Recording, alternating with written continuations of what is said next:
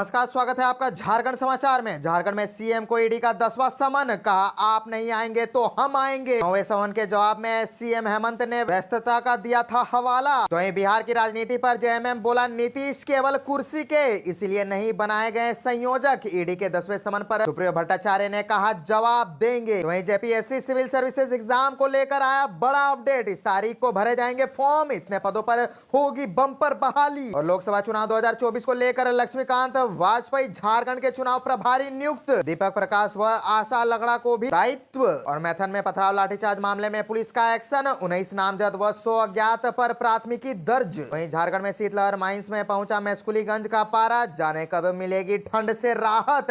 तो अब तक की सभी बड़ी खबरों पर बात करने से पहले आपसे छोटी सी अनुरोध है कि कृपया वीडियो को एक प्यारा सा लाइक अवश्य कर दीजिएगा, क्योंकि आपका एक लाइक करना ही हमारे मेहनत का फल होता है। तो शुरुआत करते हैं आज की पहली और बड़ी खबर से।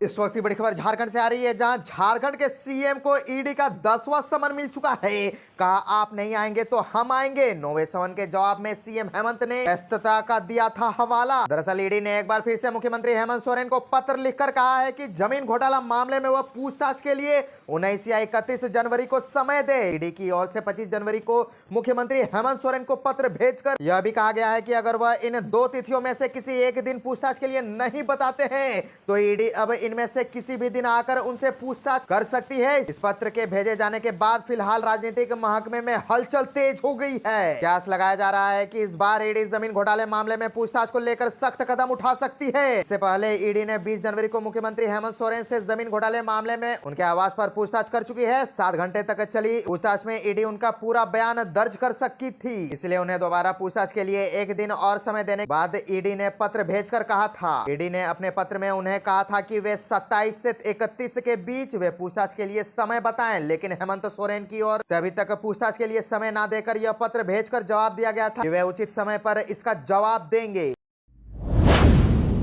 जेपीएससी सिविल सर्विस एग्जाम को लेकर आया बड़ा अपडेट। झारखंड सिविल सेवा के 342 पदों पर निकली वैकेंसी। दरअसल झारखंड लोक सेवा आयोग ने झारखंड संयुक्त असैनिक सेवा प्रतियोगिता परीक्षा 2023 का विज्ञापन प्रकाशित कर दिया है। इस परीक्षा में सम्मिलित होने के लिए ऑनलाइन आवेदन 1 फरवरी से 29 फरवरी तक भरे जाएंगे। और आपको बता दें कि परीक्षा शुल्क का भुगतान 1 मार्च तक हो सकेगा। इस परीक्षा के माध्यम से विभिन्न सेवाओं के कुल 342 पदों पर नियुक्ति होगी। इनमें सबसे अधिक 207 पद राज्य प्रशासनिक सेवा अर्थात उप समाहर्ता पद के लिए है। आयोग के अनुसार इसकी प्रारंभिक परीक्षा 17 मार्च को संभावित है। इस परीक्षा में सम्मिलित होने के लिए आवश्यक योग्यता स्नातक है। न्यूनतम आयु सीमा 21 वर्ष तथा अधिकतम आयु वर्ष सीमा 35 वर्ष निर्धारित की गई है। अधिकतम आयु सीमा में आरक्षित श्रेणी के अभ्यर्थियों को नियमानुसार छूट प्रदान की जाएगी। अधिकतम उम्र की गणना 1 अगस्त 2017 एवं न्यूनतम उम्र की गणना 1 अगस्त 2024 से की जाएगी। इस परीक्षा में सम्मिलित होने के लिए कोई अवसर की सीमा निर्धारित नहीं है। और आपको बताते चले कि अंतिम चयन के लिए अभ्यर्थियों को मेधा सूची मुख्य परीक्षा तथा साक्षरता के आधार पर तैयारी होगी। मेधा सूची में सम्मिलित होने के लिए मुख्य परीक्षा में न्यूनतम 40% अंक आना अनिवार्य होगा।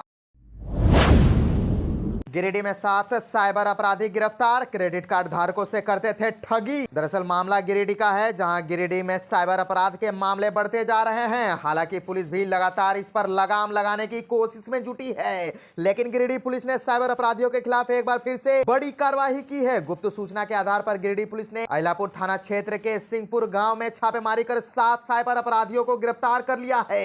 गिरफ्तार साइबर अपराधियों के पास से पुलिस ने 9 मोबाइल फोन, 12 सिम कार्ड और 2 एटीएम कार्ड, 1 पासबुक और 2 आधार कार्ड और 2 मोटरसाइकिल बरामद किया है। पूरे मामले की जानकारी गिरिडीह एसपी दीपक कुमार शर्मा ने दी है। साइबर अपराधी टाटा कॉर्पोरेट क्रेडिट कार्ड के धारकों से ऑनलाइन ठगी कर रहे थे। साइबर अपराधी पहले तो टाटा कॉर्पोरेट क्रेडिट कार्ड के धारकों की ऑनलाइन डिटेल निकालते थे, फिर उन्हें कॉल कर झांसे में लेते थे और उनसे ठगी कर लेते थे। और मामले की जानकारी देते हुए गिरिडीह के एसपी दीपक कुमार शर्मा ने बताया कि प्रतिबिंब पोर्टल के माध्यम से यह सूचना प्राप्त हुई थी कि अहिलापुर थाना क्षेत्र के सिंहपुर गाँव में कुछ साइबर अपराधी सक्रिय हैं, जो लोगों से ठगी कर रहे हैं। सूचना मिलने के बाद गिरिडीह साइबर डीएसपी संदीप कुमार समदर्शी के नेतृत्व में टीम का गठन किया गया।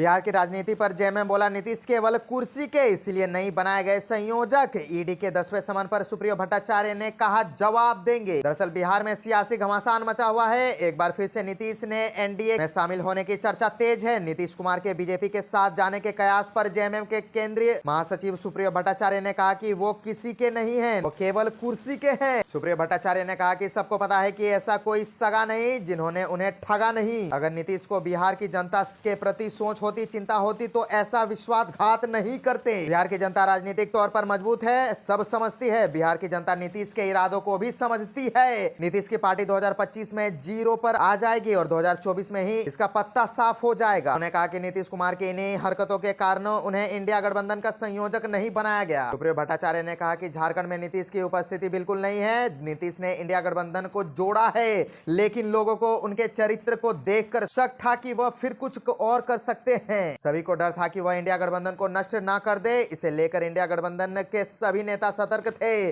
और यही वजह था कि उन्हें इंडिया गठबंधन के संयोजक की जिम्मेदारी बिल्कुल नहीं मिली। झारखंड में सीट बंटवारे को लेकर पूछे गए सवाल पर सुप्रियो भट्टाचार्य ने कहा कि चुनाव में कोई बड़ा छोटा नहीं होता, युद्ध के मैदान में हर सिपाही का महत्व है। सभी लड़ाई की पूरी तैयारी के साथ पहुंचते हैं। कमांडेंट और सिपाही दोनों का युद्ध के मैदान में महत्व है।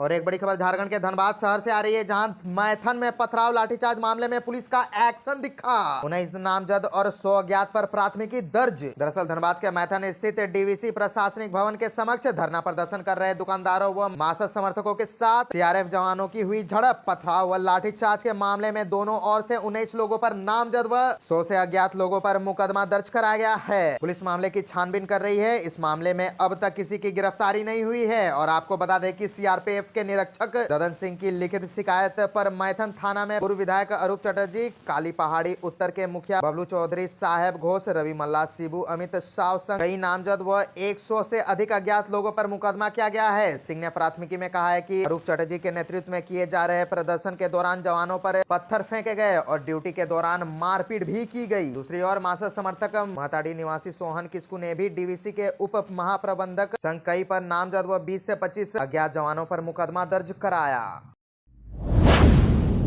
तो बात कर लेते हैं झारखंड के मौसम की। तो झारखंड में शीतलहर, माइंस में पहुंचा मेस्कुलीगंज का पारा। झारखंड में ठंड के कहर से लोग परेशान हैं। लगभग सभी जिलों में शीतलहर का प्रकोप जारी है। इस बीच मेस्कुलीगंज में ठंड ने एक बार फिर से कहर बरपाना शुरू कर दिया है। मेस्कुलीगंज के तापमान में लगातार गिरावट हो रही है, कनकनी बढ़ रही है, लोग ठिठुर रहे हैं। मौसम ने करवट ली है, लगातार तापमान में गिरावट महसूस की जा रही है। रांची के मेस्कुलीगंज में तो तापमान माइनस जा चुका है। मेस्कुलीगंज के रहने वाले सामुदायिक के बॉबी गार्डन के घर में तापमान मापक यंत्र लगा है और राज्य में सुबह और शाम में शीतलहर के कारण कनकनी रह रही है, जिससे लोग घरों में दुबक रहे हैं। हालांकि दिन में कड़ी धूप निकलने पर लोगों को राहत मिल रही है। लोग धूप के समय अपने कार्यों को जल्द निपटाने में व्यस्त दिख रहे हैं। ठंड के प्रकोप से बचने के लिए लोगों ने अलाव का सहारा लिया, खुद को स्वेटर, टोपी और मफलर से ढककर ही बाहर निकल रहे हैं।